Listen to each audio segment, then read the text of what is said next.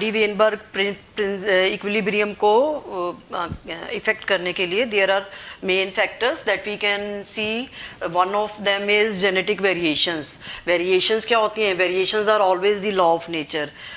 जितनी भी वेरिएशंस हैं दे ऑफ कोर्स कम, और अब हमें मालूम चल ही गया है कि variations they occur due to the sexual reproduction mainly. और सेक्सुअल रिप्रोडक्शन के दौरान ही कुछ ऐसे प्रोसेसेस होते हैं जैसे कि गैमीटोजेनेसिस. गैमीटोजेनेसिस में we have seen gamete formation में there is a specific process gametogenesis, और जिसमें we have seen crossing over is there.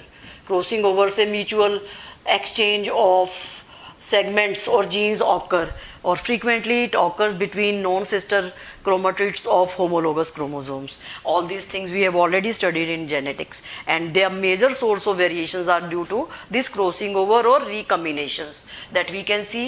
gamete formation के दौरान variations आती हैं, और जैसे कि हमें मेंडल के वक्त तो इन सब चीज़ों का नहीं मालूम था, but at present we are known that variation is a law of nature, and various sources of variations उनका क्या कारण है? जीन्स ही कारण है. और specific phenomena we have observed, हमने देख लिए हैं, जिनमें से एक क्रॉसिंग ओवर है. Second, if there is formation of gametes then fertilization से new recombinations are form. New recombinations are formed.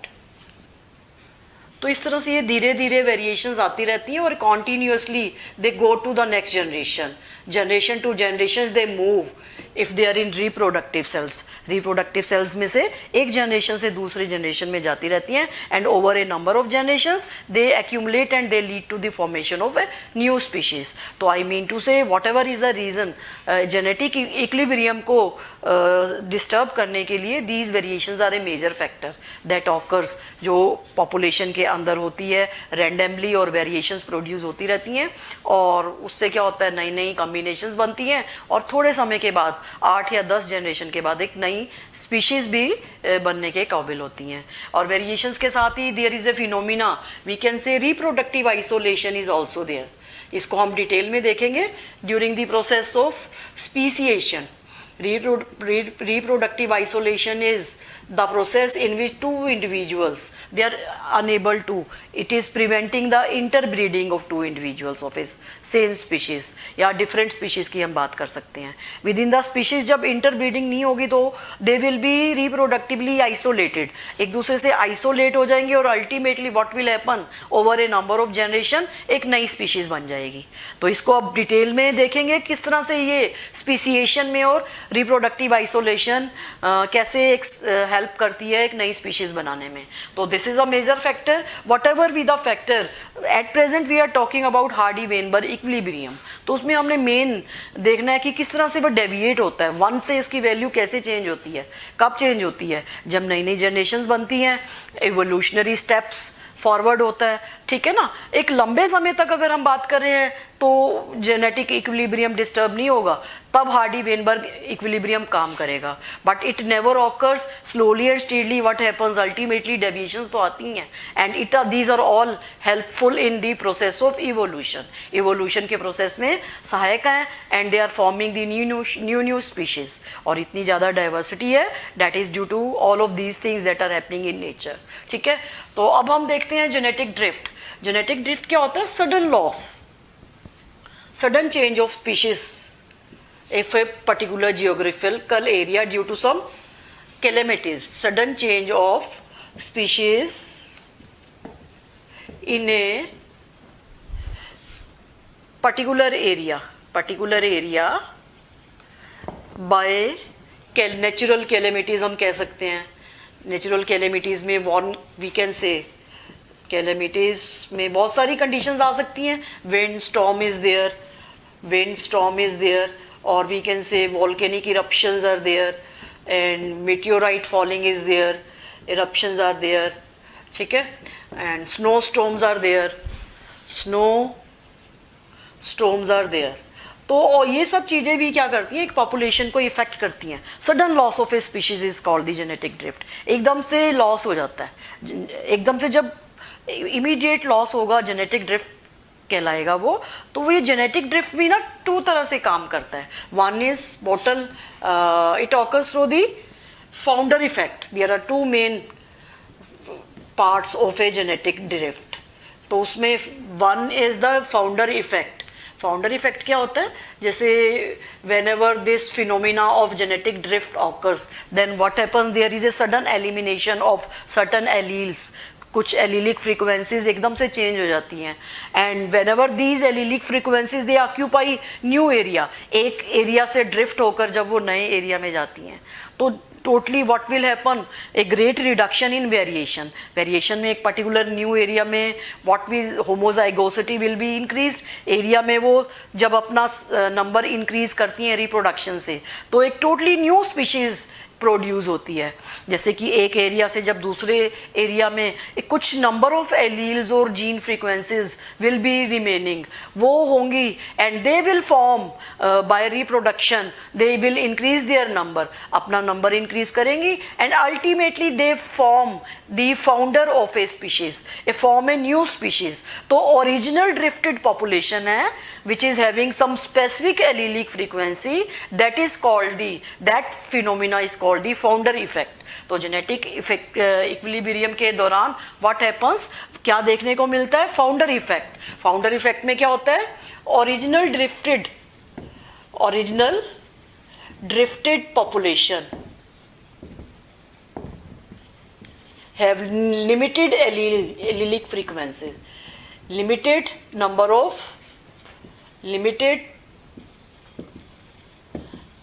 of alleles. ये क्या हो सकते हैं? होमोजाइगस भी हो सकते हैं, डोमिनेंट, होमोजाइगस रिसेसिव भी, या हीटरोजाइगस भी हो सकते हैं.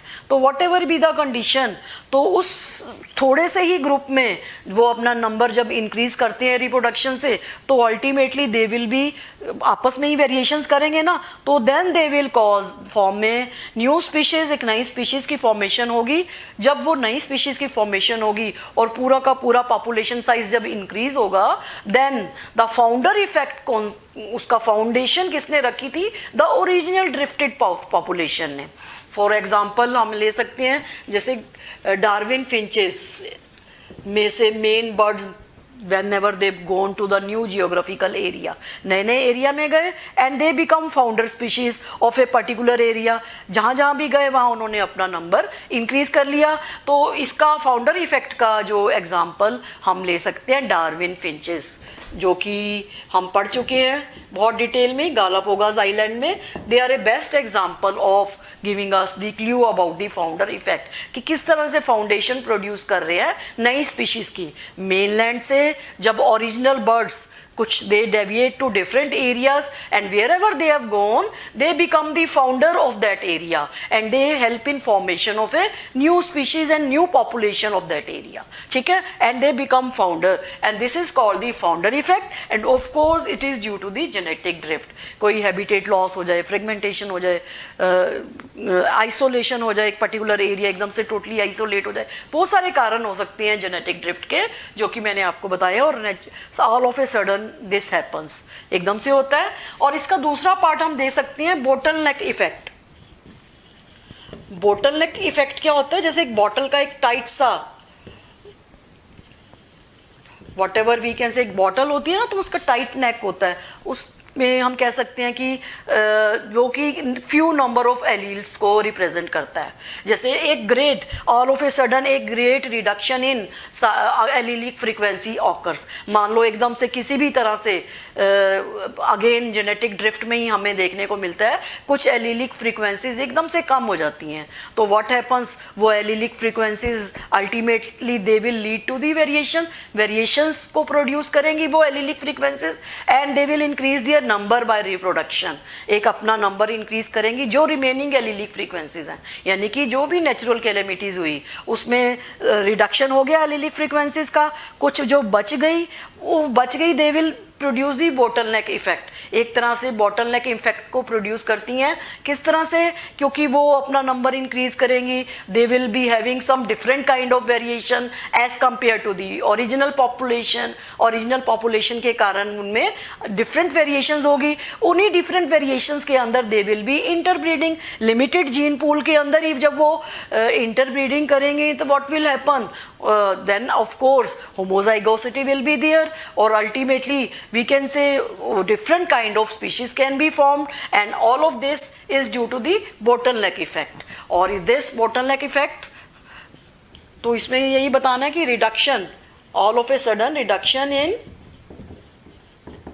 allelic frequencies,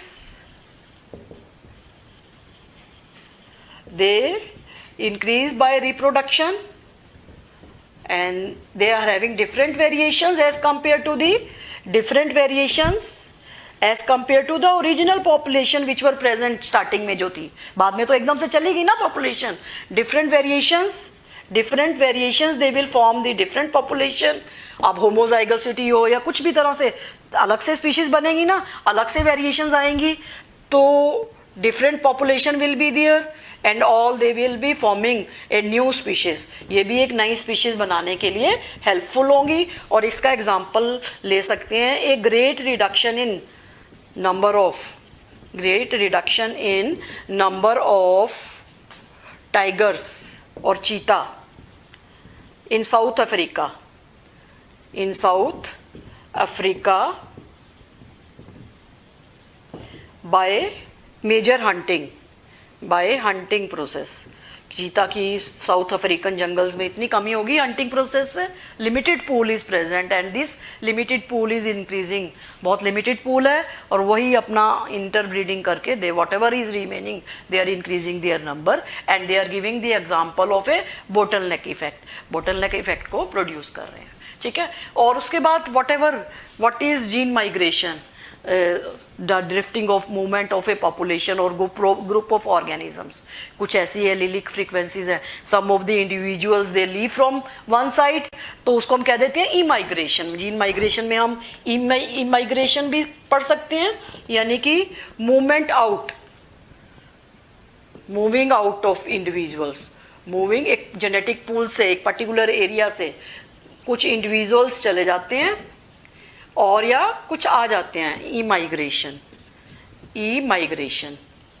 तो both of these cases are responsible for the coming in of, moving in of individuals of organisms in a particular area. एक पर्टिकुलर जियोग्राफिक एरिया से गए या वापस आए, तो वो all of they are having their different allelic frequencies. जो गए उनकी भी अलग से थी, तो remaining population will be surviving. जो भी होगी वो इंटरब्रीडिंग करके अपना नंबर इंक्रीज करेगी, या बाहर अब जाएंगे या आएंगे. तो whatever will be there though they will be disturbing the genetic equilibrium also. ठीक है. और जीन फ्लो क्या होता है, मल्टीपल टाइम्स ये ई माइग्रेशन होता रहता है, या emigration continuously when it happens, तो कॉन्टिन्यूस फ्लो होता रहता है, then it result to form continuous flow and ultimately speciation can occur. ठीक है. Speciation is there. क्लियर. तो what we can say, population size पे भी डिपेंड करता है. If size of a population is small, population का जो size small है, इधर मैं लिख देती हूँ. One more thing I have come in my mind. Population size small होगा तो हाइडी इक्विलिब्रियम का इफेक्ट होगा. जैसे कि हमें मालूम है 10 इंडिविजुअल्स हैं या 20 इंडिविजुअल्स हैं, इनमें से मान लो 5 या 10 गए, 5 और 10% चले जाते हैं पॉपुलेशन में से. 5 चले गए तो 15 रह गए, तो थोड़ा सा इम्पैक्ट हो जाता है ना. अगर पॉपुलेशन लार्ज है, population if large in size, population is large, जैसे मिलियंस ऑफ पॉपुलेशंस हैं, उस मिलियंस ऑफ में से 100 भी चले जाते हैं, या 2 या 3 की तो हम बात ही छोड़ दें, 100 भी चले जाते हैं, तो it is not causing any effect on genetic equilibrium. इसका उस पर कोई इफेक्ट नहीं होगा. I mean to say large size population पे there is no effect of this genetic equilibrium. लेकिन जब साइज स्मॉल होगा, of course it is deviating the genetic equilibrium, और वी कैन से जो भी एलिलिक फ्रीक्वेंसीज हैं उस पर इफेक्ट हो सकता है on the basis of size population. ठीक है. और इसके अलावा natural selection, we can say nature selects the best one, best variations are selected. ये तो and these variations they are adapted to particular environment. जो भी एनवायरनमेंट में अडेप्ट कर जाती है, सब हम पढ़ चुके हैं. Nature selects the best one, they increase their number by differential reproduction. Differential reproduction से नंबर इंक्रीज करते हैं and they become a new establishment of A particular area. तो नेचर भी सिलेक्ट करती है, जैसे कि एग्जाम्पल नेचुरल सिलेक्शन में हमने बहुत सारे देखे थे।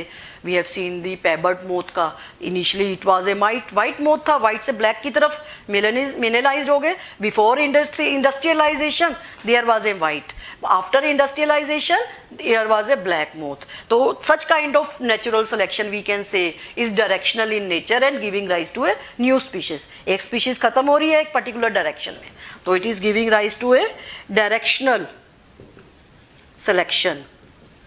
डीडीटी का भी एग्जाम्पल हम ले सकते हैं, हम पढ़ चुके हैं ना, डीडीटी भी नेचर सेलेक्ट करती है, ठीक है। मॉस्किटोस इनिशियली दे वर सेंसिटिव, और अब कहाँ डीडीटी रेजिस्टेंस मॉस्किटोज आ गए हैं, यानी कि एक पर्टिकुलर डायरेक्शन में चल रही है। And all is due to the adaptation of mosquitoes.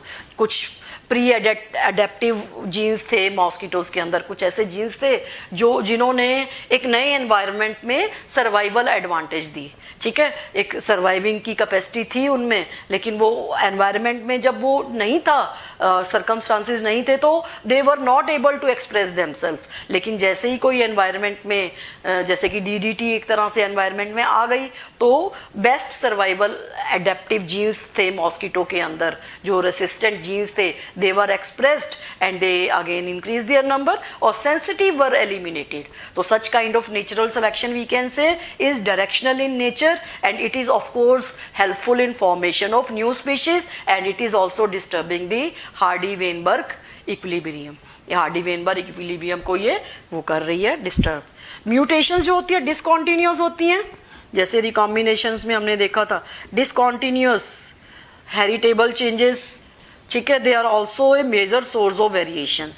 Major source of variations ज़्यादातर हार्मफुल होती हैं, लेकिन बहुत कम होती हैं म्यूटेशंस, रेयर होती हैं, but of course some are useful, but they are very rare in nature.